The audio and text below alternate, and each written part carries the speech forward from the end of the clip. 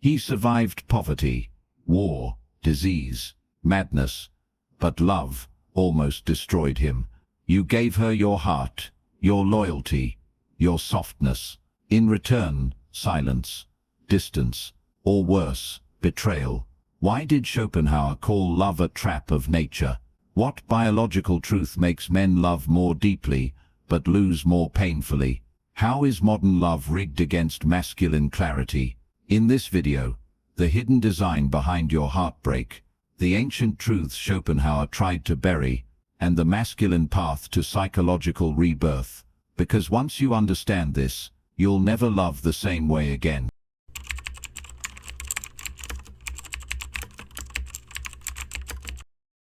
He thought being good would protect him. That love once earned could never vanish. He was wrong. He held her like a vow, and she held him like an option. There were no warning signs, no screams, no slaps, only silence. The kind that stretches for days, then becomes forever. You check your phone, again, then again, then again. Your brain lies to you. She's busy, she's tired, she's thinking, but deep down, you already know. She's gone, and you weren't worth the goodbye. She posted a story last night, dressed up, smiling, alive, just not for you. Every photo she uploads feels like a stab made for you to feel, but no one else sees it. Only you bleed, and somehow even with the pain, you'd still take her back. You'd forgive it all, if she just texted, "Hey." That's the disease. Love makes men loyal to ghosts, to women who already left, to dreams that already died. Because you weren't taught to love wisely, you were taught to love like a soldier. All in, or not at all. And now, there's nothing left to fight for. But what if she didn't ghost you out of cruelty? What if she ghosted you because she could? You gave her your heart, she gave you her silence, and you think it's because you weren't enough, not rich enough, not handsome enough, not alpha enough. So you grind harder, you work longer, you punish yourself to prove your worth to someone who already replaced you. But she didn't leave because you lacked something. She left because she could, and because you never saw it coming. She knew you wouldn't fight back. This is where men die, not in war, not in battle, but in bedrooms, on couches, staring at phones that never light up. And what's worse than death? A death no one notices. Your friends tell you to man up, forget her, move on. But your soul is still trapped in that last message, the one you never got. Because a man doesn't heal when a woman leaves. He heals when he realizes she never loved him the way he loved her. But what if it was never about you? What if pain was the point? You were told love was pure, that it heals, that it never leaves. You watched movies where the man proved himself, fought for her, died for her, and in the end she chose him. So you followed the script. You were kind, you were present, you gave her everything you wished someone would give you. But here's the lie they never told you. Love is not a reward, it's a strategy. She doesn't fall for the man who deserves her. She falls for the one who makes her feel something, even if that something is chaos. You thought love was a destination, but to her, it's just a feeling. And feelings don't owe you loyalty. What if love is not given to the best man, but to the one who plays the game the best? You were taught to protect. She was taught to expect. You were told to provide. She was told to receive. You brought consistency. She craved excitement. You offered peace. She missed the thrill of war. Every time you tried to be stable, reliable, safe, you were unknowingly becoming invisible. Because the fairy tale she believed was not about a man who stayed. It was about a man who chased, then disappeared. That's the twist. You were never the villain. You just weren't the story. And what if she loved the drama more than she ever loved you? You gave her a future. She wanted a feeling. You gave her reality. She missed the fantasy. She called it boredom. But boredom was just the absence of chaos. The kind she secretly associated with love. Because to her, comfort is weakness, peace is dull, and devotion is cheap. She didn't want a man who would die for her. She wanted one she could almost lose. You tried to earn her heart with sacrifice, but she never asked for that. She asked for a feeling, and she found it with someone else. So what if being a good man is the surest way to become forgotten? Culture told you to love her like a movie, but she was watching a different film, one where she was the prize, and you were just a character, written to serve her arc. You thought you were building a life. She was chasing a spark. You were investing. She was browsing. You followed the rules. She followed her feelings. And every time you bent to please her, she lost a little more respect for you. What if the game was never fair, and the rules were written without you? He looked at lovers the way a butcher looks at a lamb, not with envy, but with pity, because he knew what came next: slaughter. Schopenhauer saw love not as divine, but as disease, a madness nature injects into men, to make them chase what will destroy them. He called it the cunning of the species, because nature doesn't care about your happiness. It only cares about reproduction. And love, the kind that blinds men, breaks them and makes them crawl, isn't designed to make you whole. It's designed to make you useful, useful to her, useful to biology, but not to yourself. What if love is not sacred, but a spell? You thought it was magic, but it was math, hormones, signals, triggers. Her eyes lit up when you spoke. That was oxytocin, not fate. You felt pulled toward her, unable to think of anything else. That was dopamine flooding your prefrontal cortex, not destiny. And when she smiled, your brain carved her face into your reward center, and made her your god, not because she was divine, but because she was fertile, and you were weak. Schopenhauer wrote, "Love is but a trap to perpetuate the species at the cost of the individual." Let that sink in. At the cost of the individual. You, the man, expendable. So what if your heartbreak wasn't a bug, but the design? It hurts because it's supposed to. That pain keeps you loyal. That loyalty ensures her survival, not yours. You're supposed to want her more than your mission. You're supposed to abandon your path to protect her, because evolution doesn't care if you thrive. It only cares if you breed, and she's not evil for it. She's playing the role nature gave her, just like you were, until now.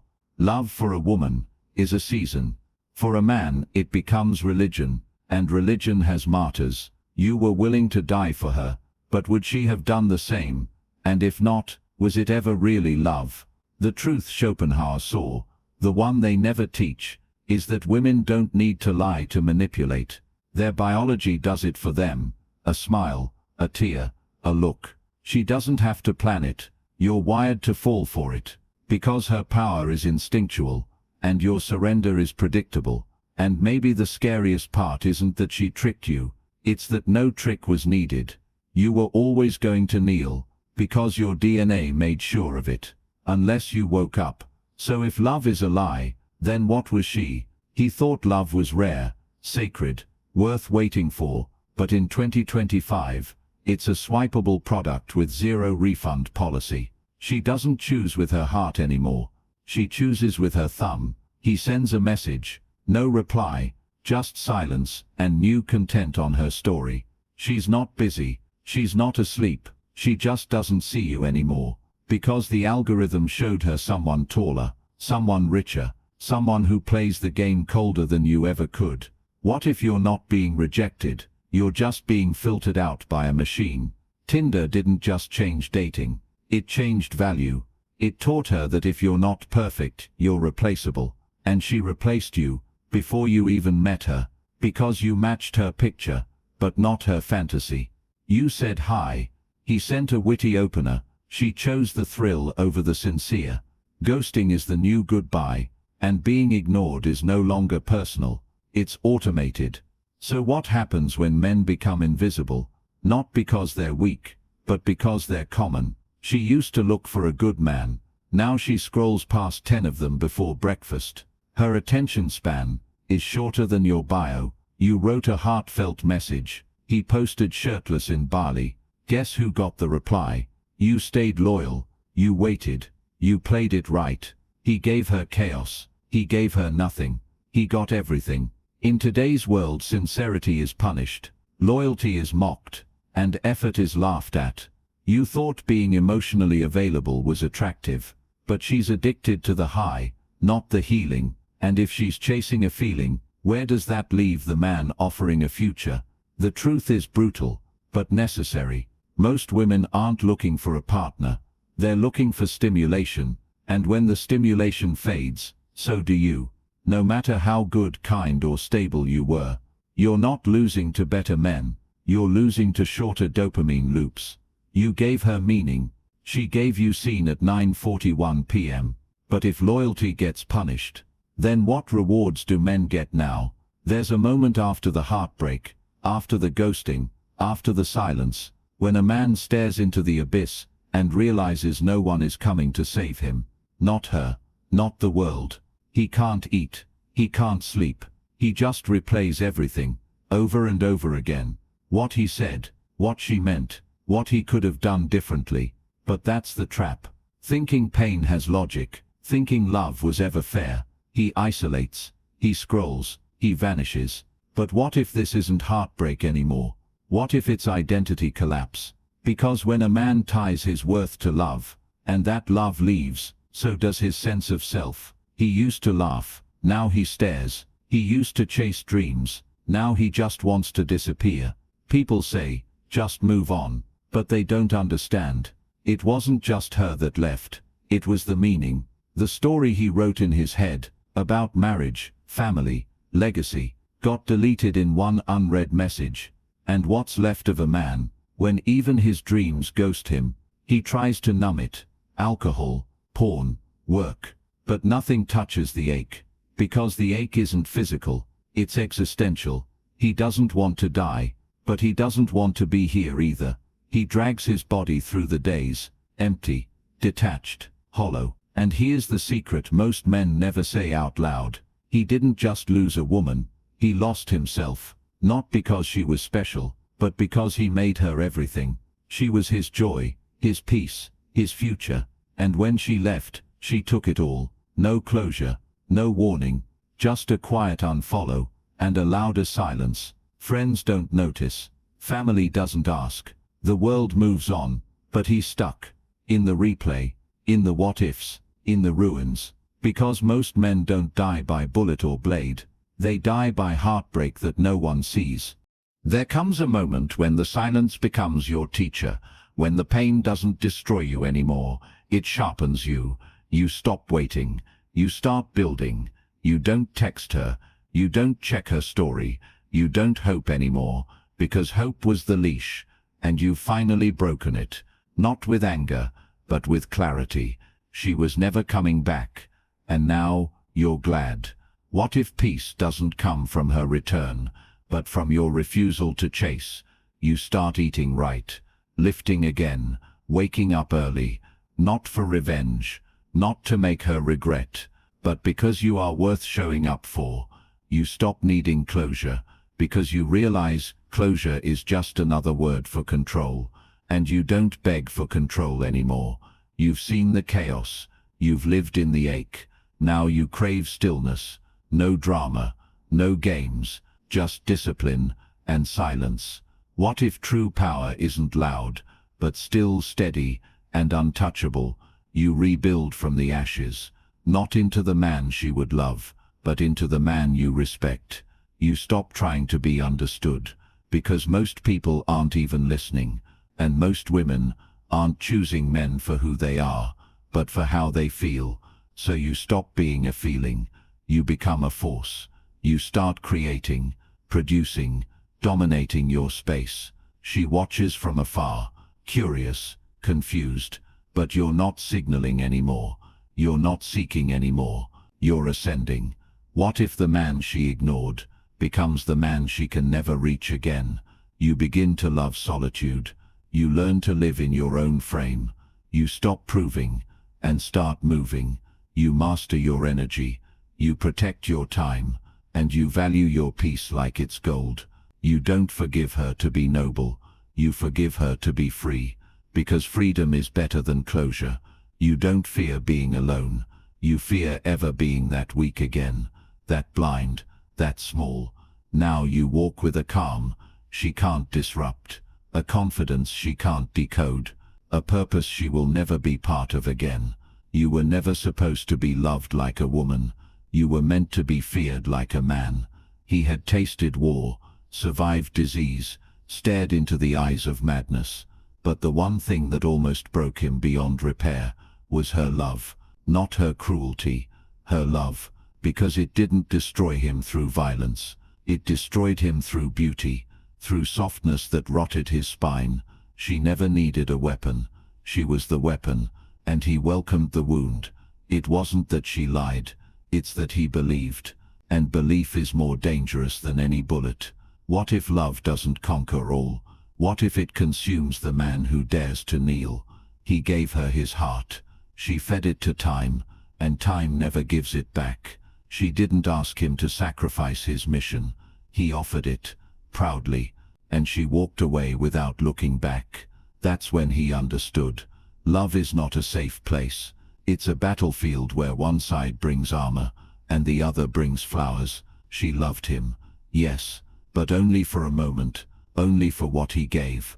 And when the moment passed, so did the feeling, and so did she. So what do you call a war, where the soldier doesn't know he's bleeding? He didn't fear her betrayal. He feared her affection, because it made him blind to everything else. It made him soft. It made him still. It made him forget who he was before she smiled. He used to build. Now he just waited. He used to lead. Now he just followed her mood. And it wasn't her fault. She was just doing what nature designed. It was his blindness that cost him everything. Because real love, the one they sell you in stories, is a myth forged to control the noble, and only the noble fall for it. So what if the most dangerous kind of woman is the one who makes you forget yourself? He realized something in the ruins. Not all poisons come in bitter bottles. Some taste like sweetness you'll die chasing. She never needed to destroy him. She only needed to be adored, and he did the rest himself. So he stopped hating her. He started studying her, and then he studied himself. He no longer feared losing love. He feared losing his edge, his clarity, his mission. Now he walks alone, not bitter, not cold, but awake. And the man who sees clearly can never be seduced again, because the moment a man fears a woman's love more than death is the moment he becomes untouchable. You've just walked through the shadow. Nietzsche never dared publish the truths buried in his lost notes on women, the ones too raw, too dangerous to make it into books. These weren't ideas meant for lectures. They were warnings, born from pain, and sharpened through silence. In his unpublished writings on women, Nietzsche hinted at something deeper, not hatred, but fear, not of women themselves, but of how blindly men love them. We weren't supposed to read this. These were his private notes, his hidden thoughts, etched in margins, buried between the lines, and locked away from a world not ready to see itself. But now, you've seen them. His controversial views weren't meant to divide. They were meant to awaken. This was never a war against women. It was a war against illusion. A deep dive into Nietzsche's philosophy on women reveals something haunting, that what we call love might just be the cleverest trick biology ever played. In his original writings, he exposed the trap. In his unpublished feminist critique, he exposed the cost. Because when you finally understand Nietzsche's complex views on women, you stop chasing, you start building, you become the man they can no longer manipulate.